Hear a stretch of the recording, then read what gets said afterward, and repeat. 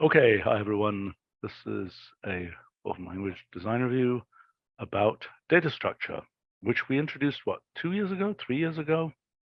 12.1. So remember 12 point, a few years ago. It's quite a few years. 2 years, 3, whatever, I don't know, some number of years ago. Okay, let's take a look at the current data structures. Yeah, fine. So, well, current data structures, this is the list, current in 13.3. So Let's talk about who uses them and for what. So, I mean, I've used them a few times. Basically, I have some code and I realize, oh my gosh, I can make it much more efficient by using some known data structure rather than letting the system sort of figure that out for itself. Right. Yes, that's. I wonder whether an LLM would have a fighting chance of figuring out what kind of data structure some particular, I mean, even a piece of code, what, could this piece of code be optimized by using a given data structure? Interesting. Hard to know, but yeah. Hard to know. It's worth trying, I think. I mean, and then, okay. So which of these do you think have been most popular? I think I'm just speaking. I think the bit vector. I think probably the dynamic array or the extensible vector. I think I've used the hash set before, I think. Right. Another one that I think I've used, although this is a bit random, is I've used, I think, value, because it's an easy way to basically make mutable stuff. Right. Does anybody remember what we used for that host tag system thing? I don't remember exactly, but okay. All right. So, and are there ones where, I mean, another question is, so there's sort of a connection between this and things like graph data structures. This doesn't quite get to graph. Well, I mean, many of these things represent graphs, but they're not related to our general graph thing. The tree data structure uses a tree, the tree feature uses a tree data structure, but we don't expose that tree Why not? Because they decided to make something different. It uses it, excuse me, it uses it internally. So. But so, for example, converting between, I don't know, a linked list and in that case, trivial graph, is that useful? Well, I mean, I don't think that's especially useful. I mean, one way this maybe could be used, well, right. So, okay.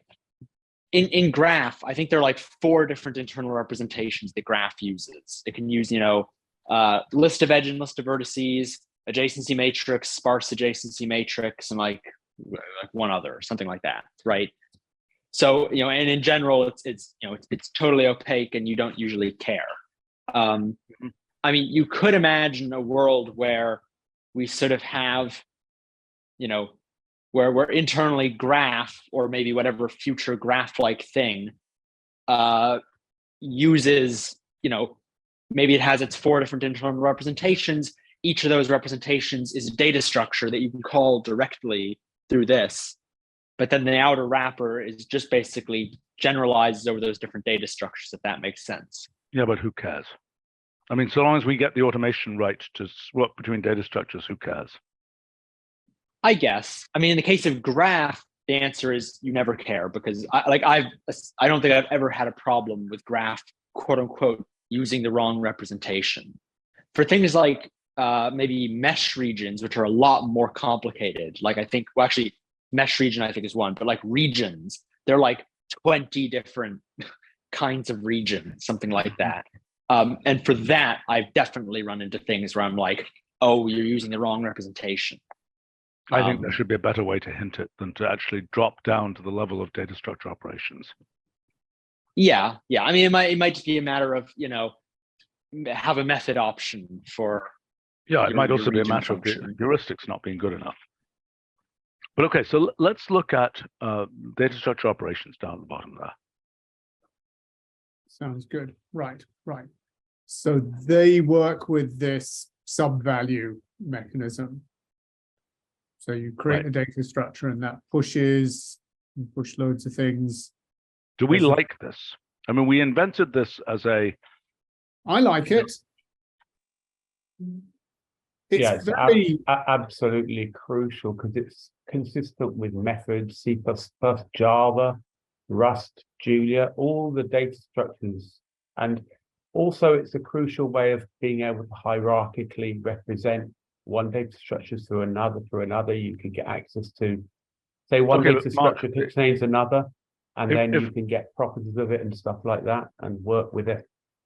Rather than external functions that apply to the data structure, it's much nicer to have these to be sub-values. No, I understand, but syntactically, the natural way for us to have done this would have been verbosely to say, data structure operation of, linked list, comma, push. That's a function that gets applied to the data structure, rather than to have the sub-value approach.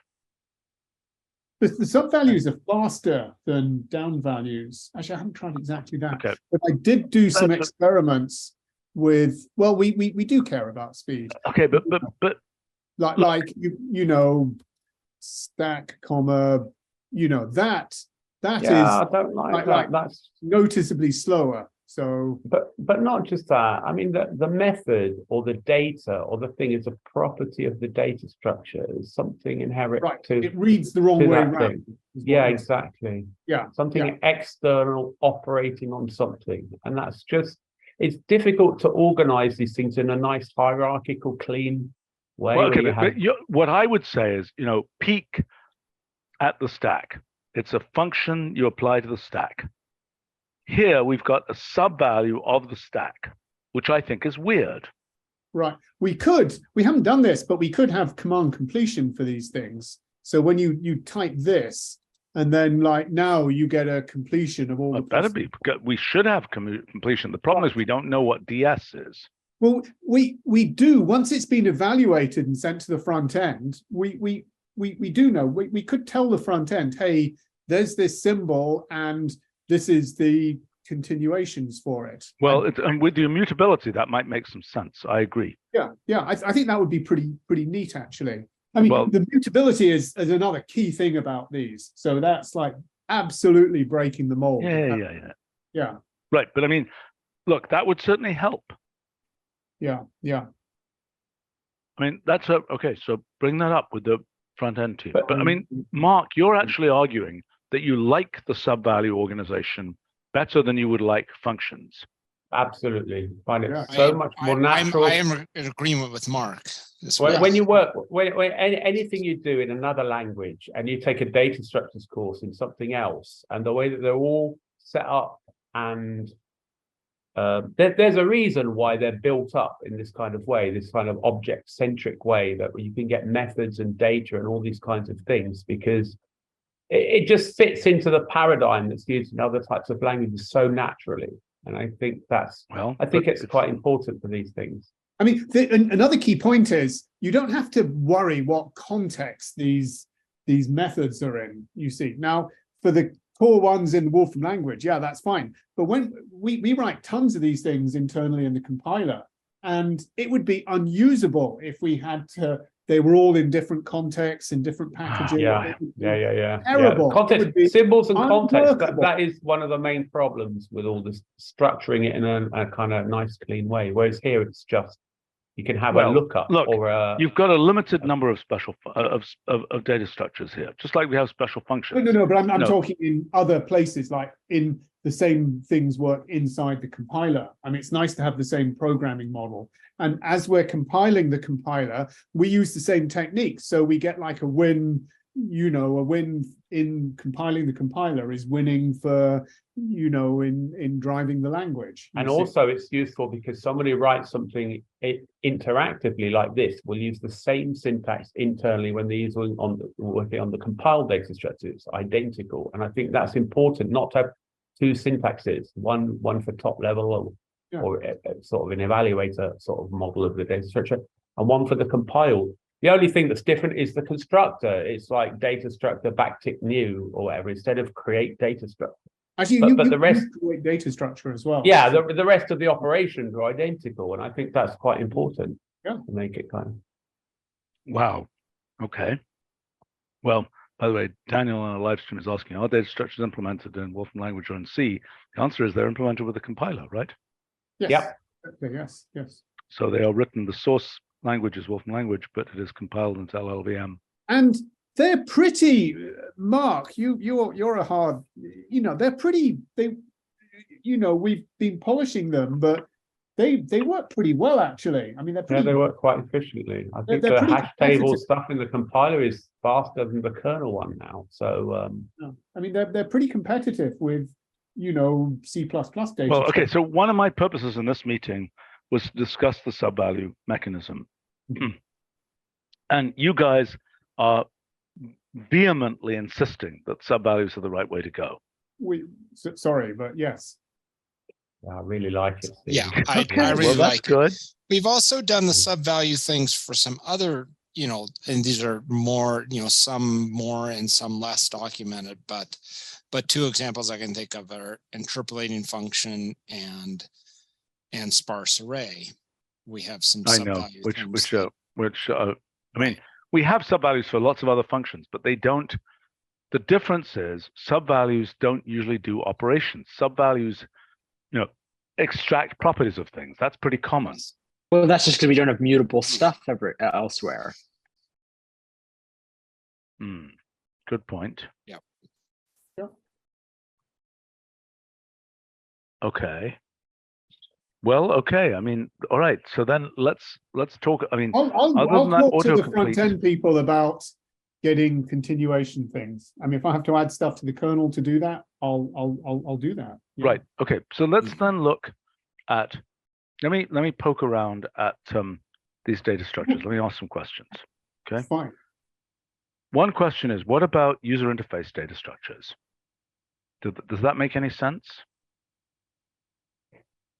To have something in this framework that is a raw, some raw user interface construct. Because I mean, obviously, in the libraries that we use to build notebooks and all that kind of thing, there's endless data structures that represent, a window on the screen and stuff like this. Does it make any sense to give access to those things? I mean, we could build it might be disjoint from the front end. The front, we could build access to sort of, various libraries that do this. The front end could expose data structures that could be manipulated in this way. I don't know if they want to do that, but they could. The front end could use some of these things as well if they wanted to. I mean, the other thing about these data structures, they all have serializations. They have I know. I remember fighting for that. Serializations. We put a lot of work into making these work nicely and then make them work faster. So that's. By the way, are the serializations binary or the serializations input form? Serializations are full form type of things, but they might include things like byte arrays and things like that. You see, but you could probably have a they binary. Usually don't. Yeah. WXF. They usually don't, but some of them do. Bitvector does. So okay, but one thing you could imagine: what happens if you feed a data structure out to WXF? It will get converted. It will get serialized into full form, and then the WXF will pick up that full form. And then when it comes back, it'll be deserialized. Is it efficient? It's order n. So if you have a billion elements, I understand that, but is it? But it probably depends on the data structure. Yeah, I mean, it might get like unpacked. You might have a bit representation that gets unpacked to a byte representation. Might be big. There might be some. Might end up So, I mean, that's one possibility, is whether there's a sense in which there is direct serialization to WXF from compiled stuff. That's an interesting idea. I've never built a WXF interface direct from the compiler, but I've often thought you probably should. So, and then we Right, could which would take an expression Wait. data structure. Go ahead. Well, no, I didn't know there was a way to do that. Like I thought WXF, I didn't know there was a way of extending it because it's But like I pretty thought it had a documented. C Wait, or what the- about Chris Cooley's stuff for the expression? What is that thing? The expression. Do you know what I'm talking about, Chris? Or you know what I'm talking about? Yeah, you mean the standalone apps, the expression interface? Yes, What's it the called? expression Something interface like that. thing. Yes. Yeah. Isn't that a binary interface to expressions? Not in the same way. I mean that's about having exposing the expr struct to C. I see. Okay. But so the idea that there might be something which could take a thing that is one of these data structures.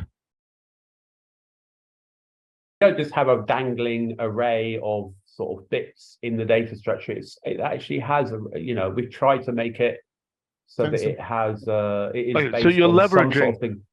the Yeah, but you can see existing. here. This is That will get serialized out nicely. If it's a numeric array, it'll get serialized out nicely to So there's like a WXF, because normal it already has the standard support of it already has the support of that for numeric array types and stuff like that. So some of them, not all of them. I mean, like a tree or something, there's no direct thing with the pointers and everything to do everything Right. in the But you nice. don't So see why memory isn't there capacity. something like an MX file that is the memory image essentially of that tree?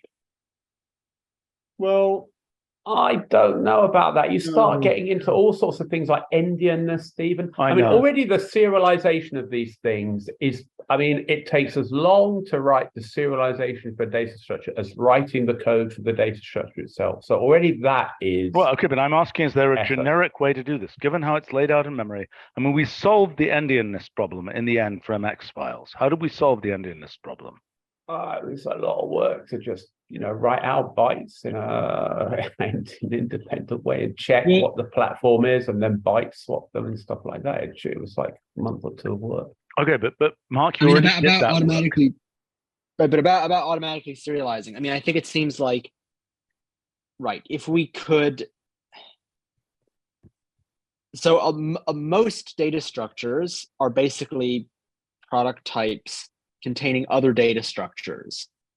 So in that sense, and integers and stuff like that we can serialize. So in that sense, it probably is possible to automatically serialize a lot of them. There's some base ones that are harder because they have pointers and stuff like that. But I think that the ones that are easy to automatically serialize are probably also easy to write the serialization code yourself. yeah, I also don't think the serialization should reflect the low levels. Yeah, absolutely. Storage. Because then we can't Because that optimize it locks or us change in. it. That locks us into a low level storage, which we might And that's not. exactly the Let me problem we ask have this question. with MX files. That's I've got exactly 100 megabyte data structure, okay? I want to serialize it. Am I going to end up with 10 gigabytes of CRUD, or am I going to end up with something reasonably small? Why don't you look at an actual full form? Well, let's come and do. Well, let's. Oh, there's one right there. Yeah, I mean, there's the one for the stack there, although the stack is a little bit uninteresting. Push a million zeros onto a stack. Right. Okay. So do. Oops.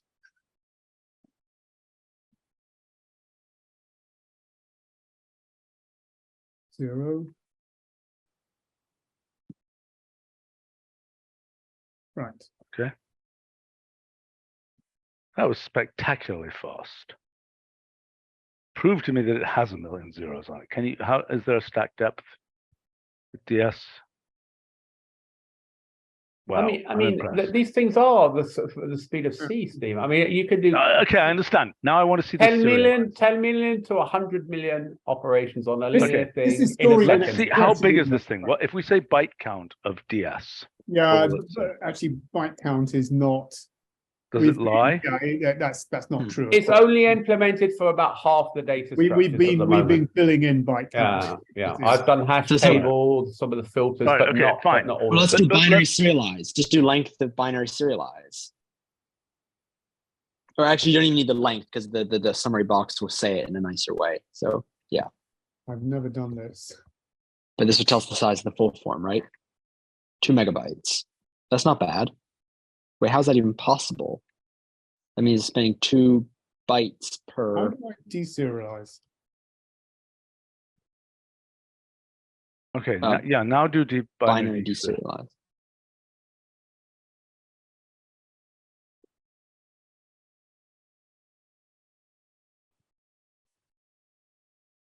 And ask for length of that. Hang on. Ah, crap. Sorry.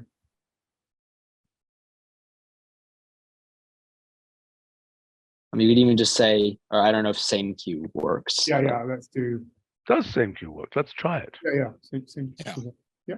Yeah, I have a method. We put. How did it manage to tons- get? Oh, wait a second. How is it 2 megabytes? So Those are look at if you look at the integers. full form of it, my guess is that WXF is storing the integers in some sort of small way. Yeah, it might be run length encoded or something. I don't know. It may All right, just realize try the one integers are more small. experiment. Could you do with a random integer there? Like here. Random integer, yeah, random integer there. Random integer of 10 to the 6. Like that. That's right. Yep. Yeah.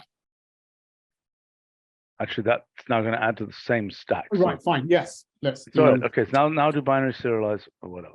Okay. By the way, I did just check. So WXF uses var ints. So integers are only the number of bytes that they need to be +1. Mhm. Well, okay, 5 megabytes there is, so that's 5 bytes per integer, which is very respectable. Mhm. Right? That's very reasonable. That's it's not terrible. Now do binary deserialize of that. It's interesting that binary deserialize seems to be a lot slower than just constructing it from scratch. Yes. Well, this is very Wow. respectable. I mean, It's not embarrassing, right? Yeah. no, these are good. But Yeah. now, why aren't we using binary serialize when you store this thing out to a file? I often do you use store it? WXF. I mean, it depends on how you want it. Which If you is use binary MX or WXF. serialize, right? Binary serialize is producing WXF. Yeah, I see. I did So some if I experiments say- with this like a little bit ago about WXF versus MX, and I remember that they were very similar, but for deeply nested things, WXF did significantly better, and there was one case where MX did significantly better. I don't remember exactly what. Okay. All right, let's Big come back packed then. arrays or something. Okay, this is great. I mean, this is good. Let's come back to data structures, the list of data structures, and let's just talk a little bit about what. Okay, so another question is the visualizations of these data structures, which we sort of hope will be useful for educational purposes. Has that panned out? Has anybody It's useful written for us. We use it. in what way? Well, like when we're building them, we look. Oh, When you add and delete elements from things, you want to see if your visualization is filling up with things in the right place, or whether it's you've got something aligned wrong, or you know. So your it's cooker kind of filter doing the right thing. What's All right, you know, so it's pretty. My useful. next question is, if I looked at, the textbook list of data structures, what data structures would I find in the textbook that I don't find here? So I think actually we have this. It didn't quite make it in 13.3, but a new balanced binary tree, a better. So we have AVL tree, but we have a better one, which is a red-black tree, which is much more standard. And with that, there's a whole ton of other data structures that we can build on top of it. Like what? Which are for sorting, searching type stuff? So yeah, that sort of thing. Fahim, what was you came up with tons of interesting things. What were some of the things you were coming up with? One of them was a sorted set would be one of them. Yeah, no, The, there were other things as well. Oh, the rope data structure, which Yeah, is that- used the rope thing. That was it. That was I don't know what interesting. that is. Yes, that is what internally text editors use for implementing, yeah, text editors where you have. Yeah. So if I go to our friendly This is the rope. ChatGPT, for example, what's that? Right. This is the rope thing. So Right. it is kind of a. It's pretty interesting actually. So Okay, well that's fine, but that's the thing. Yeah. I'd never heard of it. I'm glad to learn about it, but that's yeah. And the thing is, once you have a really good red-black tree, implementing this is very easy. You see, that's the other nice thing is you get Okay. these things for free. Okay. So I just asked our friendly LLM, list some commonly used data structures. It said arrays. Okay, well we got those. Linked lists, stacks, queues. What do we have in queues? Yeah, we have a We've queue. got queues, priority. We got queues, priority queue. Well, priority queue is more a hack. Heaps. What do we have in heaps? Well, a priority queue is a heap, really. So okay. All right. So if we go, I mean, have we done this exercise of just going and looking for sort of other? I mean, there are, in like computational geometry, there are tons of data structures, right? Which we don't have here. Not all of them, but we've been adding, like whenever anybody asks for something, if it's feasible, we add it. So that's like the KD tree was added because like we wanted the KD to use tree, it in doing right. some other computations. Yeah. Okay, but like, you look at some random source like Wikipedia, for example, and you'll see all kinds of, I mean, there's several pages. You just say list of data structures, just say list of data structures. By the way, I hope that our data structures make it onto these pages in Wikipedia, where when we have a version of it with visualizations and so on. Yeah. It's a separate issue. Okay, but what is a multi-map, for example? Well, it's like a hash table, but where you can have the same key can appear more than once. Okay. We have multi-sets, but not multi. Okay, scroll down here. Let's just see what other things are. All kinds of random stuff here, which I've never heard of mostly. Circular buffers. Do we have one of those? You have a ring buffer. I think that's what. Yeah. What it means. And I hope we just have the keyword circular buffer to go along. I would need to check that, but I will check that. I think we do. Okay, another question is, scroll down here a bit. Yeah, sure.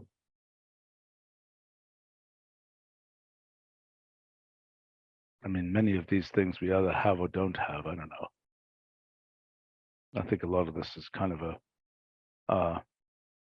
So one type of data structure I think we should have more of are more immutable ones, and we have one immutable one, but I'd like to have more of those. I think those are kind of interesting, and they kind of fit obviously quite well into the expression sort of notion. So, what's an example of an immutable data structure?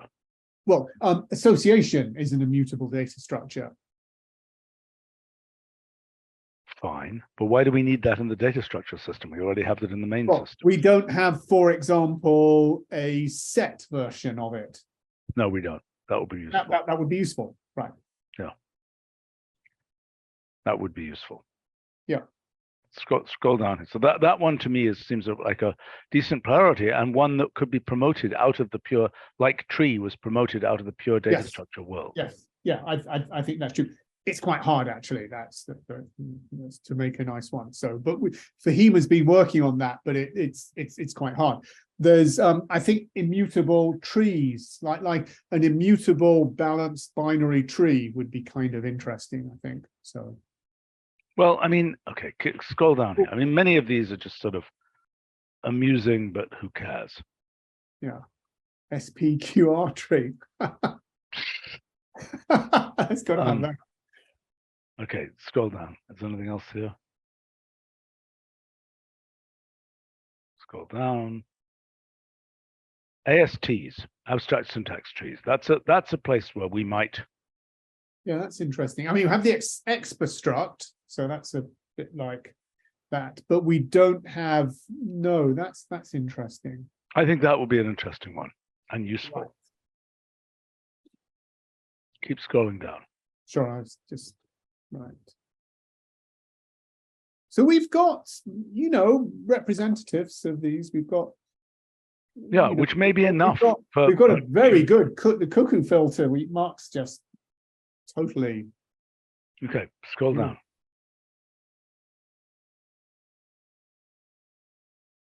Things like scene graphs. Okay, so hypergraph, by the way, Nick has been implementing in one of our institute projects, has been implementing a bunch of hypergraph related stuff.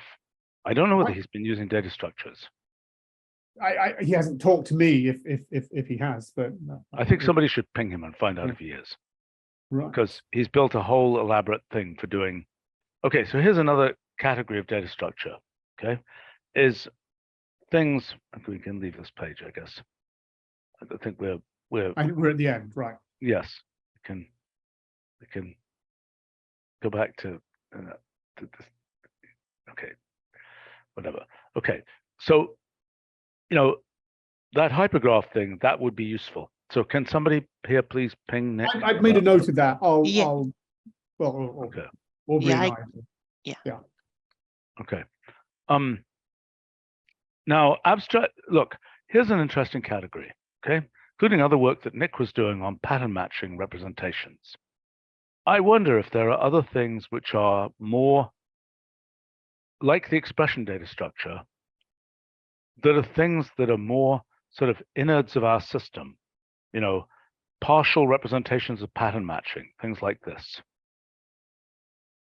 That's interesting. Where, there are internal things in our system that could be exposed usefully.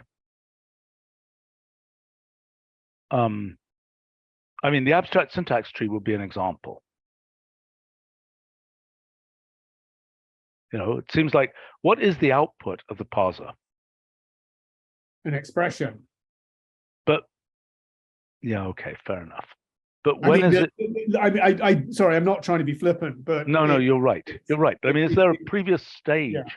Even the lexer. What's the output of the lexer? It's like bolted into the parser for efficiency reasons. If we want to, but hang on, what you're asking is feasible. And in the old days of Brenton and I were talking about representing his parse trees as a data structure. And that would be not so, that would interface into his C++ code. Now Connor's rewritten it, I think, as Rust, but that could be done to have a data structure view into those structures might be interesting. That seems useful because I mean we want to manipulate code. Yep. It's a question of how do we do that? And I mean the expa struct is way too kind of digested to a semantic level. It's complete. It's totally correct what it is. It's a view into our expression. So that's right. But okay, so let's ask this question. Let me ask a few more questions about other things that are sort of partial pieces of our system, like, I don't know, sparse arrays.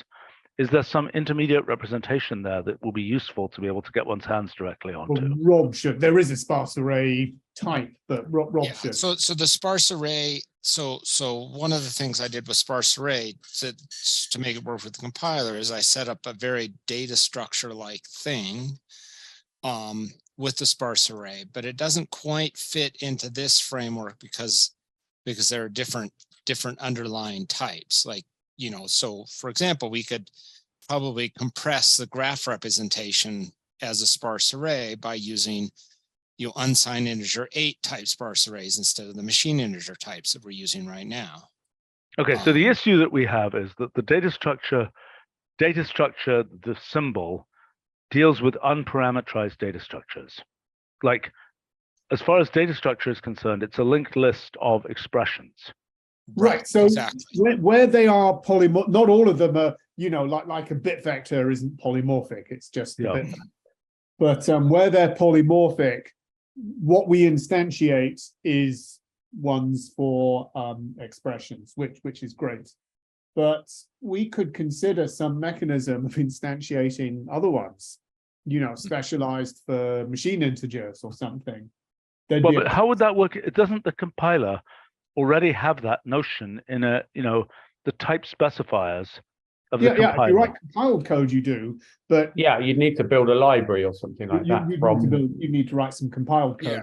And I'm working on, I'll just mention, I'm working on Rob has some very interesting things. Yeah. Yeah. So I'm working on, so for this tabular project, I'm working on an underlying data structure. So the idea of the tabulars are going to represent data in a column-wise fashion, because typically columns are consistently typed. So my basic data structure for there is, I mean, I'm calling it, I'm actually setting up as a data structure, but it is type parameterized, and I'm calling it for right now a data vector. That may not be the right name, but it could have type, the element type could be string, or the element type could be expression, and so on. And that allows us to have sort of a uniform structure for these things of different types. And that's working out. I mean, you know, I think it's going to be very efficient. Right. I mean, there's the other thing, Rob, we were talking about, which was the string, string vector or string array, string vector. Yeah, I call it string list or something. But the key point is that these data structures, as you have them here, they're sort of still a, you know, this is an application of the compiler where what's inside these data structures is expressions. The question is, if you want to go the next level of having one of these data structures, but having what's inside it be, you know, 8-bit integers or something. Correct. How would you do that? Well, you could write compiled code and well, I know that, and use the compiler. But the question is, can you do the same thing that we're doing with the data structures where there is no compiler visible? Well, we would have to instantiate it. These only exist because they are pre-built. You see, I see what you're saying. But so what we could in principle imagine doing is saying, but I mean, wouldn't it be okay? We could pre-build a bunch of obvious, I don't know, binary trees with integers on the nodes, and then if you want a binary tree with some weird struct on the nodes, why couldn't you auto build it at the time when you define it? You could do. It takes a bit of time, you know. It might take a long time. Yeah, it takes time, a long time. Yeah. So well, that's okay. The problem is that the compilation of that. But if okay, let's ask. And it could be in a WFR. So what would happen if there was a data structure? Is it conceivable that there should be a data structure repository? That's an interesting idea. I think it's still a bit specialized to build these things. Is my answer. So yeah. But so there's also another issue, because like with the compiler, you can compile it locally for your machine and it will use the best instruction set that you have. But if you put it into a function repository, you'd have to dumb it down like we do when we ship Mathematica. We dumb it down to the lowest x86 version we're willing to support, whatever. So you'd push some sort of version that's not quite so optimized. That's another issue. Okay. And for some of these, like bit vector, that's the real thing. These things that use SIMD instructions and stuff, Stephen, that is a factor of 4 or more in efficiency. I mean, it's not to throw away. We could build a different data structure library optimized for your machine. That would be an interesting thing. That would be useful. Well, okay. I mean, then but that requires a different plumbing. I mean, look, it took a lot of effort to get to the point where a compiled function is transportable, which it now is, correct? Yes. I mean, within the same platform, it's pretty fast. I mean, Christopher keeps heading. Yeah, it is, yes.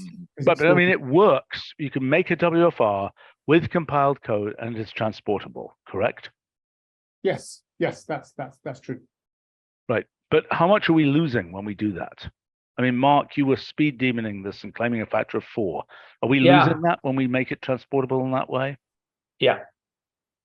We're making a generic version. Yeah, because you're built for a generic platform. So I mean, these things you'll see with low-level arithmetic, bit operations, you know, So it's stuff that can be relevant for all of simply these. optimized. Yeah. Exactly. I mean, some you Bit might notice it a lot less. It's All right, but very let's I relevant. notice it because I work on arithmetic stuff I a lot, know, but right. other people might not notice it so much. Okay. I'm just All right, pointing fine, out it's but- an issue. Okay, No, they would. I mean, let's do throw away notice. that issue for a second and ask the question, parameterized data structures, which, where we could store, okay. So look, there's some additional plumbing needed if we're going to do, so these are non-parameterized data structures, basically. These are data No, they're structures. parameterized for expression. I get it. Right. So they are parameterized. Yeah, I mean, look, that stack example was very impressive. That was very Yeah. nice and optimized. Yeah. Let me ask one more question here. So this is relevant to Christopher's FFI stuff and Right. so on. If we were to use data structures that come from external libraries and were to kind of merge them into this concept, would that make any sense? We could, yes. Well, except, if we're using expressions, it wouldn't be so totally trivial, and it might not work quite as well. Our compiler is very optimized to work with expressions. No, I understand that. But I mean, let's say you're using some GIS data structure or something. Well, sure, yeah. Well, we do that. We have like this GEOS thing that Right, but Okay, but the thing is that, right, I mean, as we talked about earlier, there's several properties that data structures, have in addition to just being blocks of memory. I mean, they're serializable, they're portable, etc. This is not true for a generic thing you get from a library. Yeah. And in fact, a generic thing you get from a library, it's either a number or it's a pointer. So, I mean, right now we represent things as numbers or pointers when they come from the FFI. I think it's a fine, Okay, yeah, so I mean, you're the saying only that thing I would, yeah, the things that come from the FFI are not of the same sort, I won't say type, as the things that are being well, they done in often data are, structure. but we don't know nearly as much, right? I mean, we're just, you're given very little. You're given a pointer, which is basically a number. Yeah, And right. you don't know how it's memory managed. You don't know what methods it supports or how to call them. You don't know anything. So Okay, you kind of have to make that yourself. But if you could get things from FFIs into the data structure world, are there things that are very juicy? I just don't know what this would mean. I mean, it would just be a matter of supporting kind of the syntax that data structure does, of like, well, I mean, sub values and so on. better to use a compiler interface than an FFI interface, I think, as well. Okay. There's some overhead to the FFI, maybe not very measurable in the evaluator, but We should probably wrap up here, but we got a couple of questions from this live stream. Sure. Towards is asking, are data structure sizes limited by machine integers? Yes, but that's 64-bit integers, so that's not an pretty issue. big. Yeah. Right. So you will not be able to get enough memory to blow it up. No, you'll never be able to. On a 64-bit machine, you'll never be able to. I mean, that's like exabytes, isn't it? Yeah, it's I don't impossible have that much memory. Actually, some of these platforms, like ARM platforms, they use the higher order bits for, sort of encrypt, for value security purposes. So they've blown up 62 of the 64 bits or something. They've taken a few of the higher order bits and they put checksums and things in for security. There's a question from Valued here. Are any plans to integrate data structure more directly with the rest of Wolfram language, e.g., total of DS if DS is a stack of integers? I think we made the decision not to we do do that have because- we do have iterators over data structures. So you could write total or other operations as things that iterate through the data No, I structure. understand that, but the question is being asked is, if I simply said total of DS, does it work? No. At the moment, no, but it's implementable if it was written as an iterator. If Total had an iterator method that would just be independent of the data structure, something that would just say start at the beginning and iterate through, then it would work for all data structures. So because it's polymorphic, it could be done in a way that would be...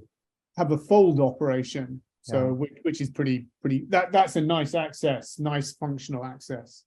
So, yes. So I would say, but I think it's a slippery slope. If we start supporting Total, what if somebody asks for determinant or something, or norm? Yeah. Right. Good question. Right. Norm would be a better example. Or to our downcode function, I mean things like Total that have downcode or stuff, then every extra thing we add, we have to put an if, is it this data structure? And then we have to check to make sure the data structure is compatible. And it's but we wouldn't do it that way. We would do it generically. Is it a data structure? Okay, then use an iterator. Yes, that would be fine. Actually, we'd probably use fold. Right, but the question is, what functions? Is there a set of functions? I mean, look, throughout the system, we make it be the case that typing, some obvious function eats some other obvious function. So the question is, for these data structures, I mean, like if you say total of, for example, a bit vector, what on earth would that mean? Yeah, God knows. And it starts being a pun or an analogy type thing of what's this supposed to mean. I mean, in the case of total and stack, it's fairly obvious. Right. I mean, I think in general, if you said, I think in general, the outside functions are kind of, like, I think the sub values are really the thing to use. The fact that any functions work on the outside, other than maybe full form, the fact that like length works, I think is, it's a nice little convenience, but it, you shouldn't rely on it. Yeah. It's very questionable because I don't know what the hell length means for a tree. Number of elements. Right. Well, that's not totally obvious to me. Yeah, no, that's not obvious, but it's not crazy. Right. So that's why it's much better just to have the data structure specific property that's either, leaf count or something, or if it's called length, at least that tree of length doesn't necessarily have anything to do with bit vector of length. Right. I think we need to transition to a different meeting, which is also going to be live streamed. It's part of our LD series, but I think the main conclusion here is that it'd be nice if we could promote these more. I don't think they get used enough because they're very nice.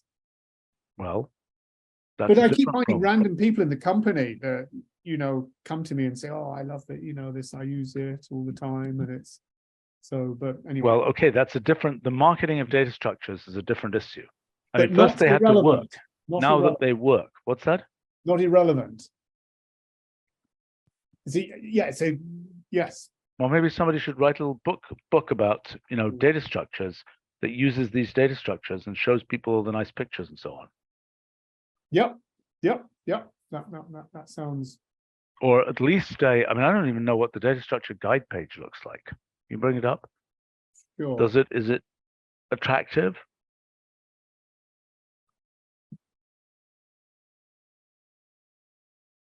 Well, let's look at the listing of data structures. No, just go. Right, here we go. Here's the guide page. I mean, it's functional. Yeah, it's okay.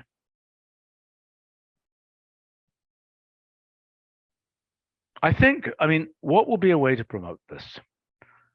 One thing would be if our code assistant system, if the LLM-based code assistant system knows about this stuff, that will be one really good way to promote it.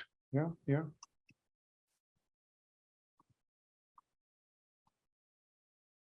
In general, if we have essentially LLM persona that's all about optimizing code, and it has a fighting chance of suggesting, have you considered using a doubly linked list or something?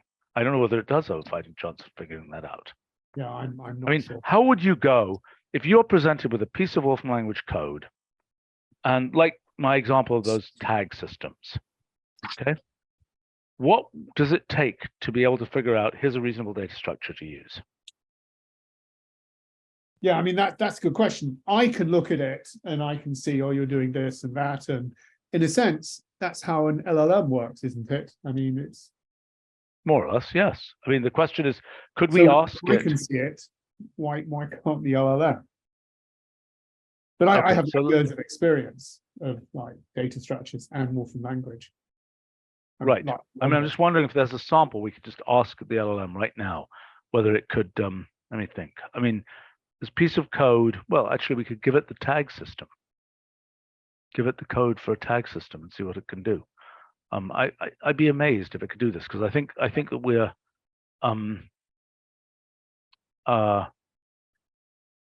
when does it make sense to use a ring buffer? I can ask it. Do you want to share? No, actually, because I don't have it set up correctly for that. I'm just gonna try this just for fun. I'm asking GPT-4. A ring buffer, also known as a circular buffer or circular cube, makes sense in situations where fixed size storage, fixed amount of memory, you need to manage it without allocating memory. Okay, so this is much more conceptual. Yeah. It's not code. Like overwriting old data, blah, blah, blah. I mean, this is fine, but it's like, what does it take? This is really the question. What does it take to look at a piece of code? Like for example, if we looked at our internal code, the thing that we've long wanted to do, okay, here's a challenge. Is there a way of scanning our internal code and predicting where we might insert a data structure? I mean, maybe, if you see a pen to in a loop. So, I mean, okay, so that's a clue. So that will be an interesting exercise to scan our internal code and look for append-tos. Yeah. That's a good thing to try doing.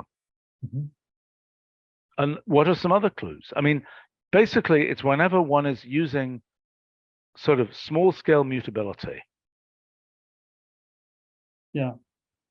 That's one of them, yes. So, okay, when there's mutability, I mean, there's other things when you're using like set operations. It may be that the hash set, which is blindingly fast and mutable, is quite good as well. Right. Well, there are places where you're generating a whole giant expression and you probably want something more mutable. Yeah. But let's see if we can figure out what some of those criteria are. Maybe an LLM can find them for us. Or maybe if we're still continuing our rule-based code assistants, we could use those, or a combination where we prompt the LLM with the rules. All right, I think we have to wrap up here, but that was useful, and I think there's, fundamentally, it seems like there's no major change here. Excellent. And there's good stuff. Yeah. All right. Well, and I think the promotion is, whenever, I mean, look, here's the thing we could do. We could generate, we're not yet doing this, but I mean, we could generate, the whole idea of code assistance was to generate default advisory messages for code. And so when we see append to, it's reasonable to guess that there's a sort of default advisory message that we can generate that says, consider using data structures.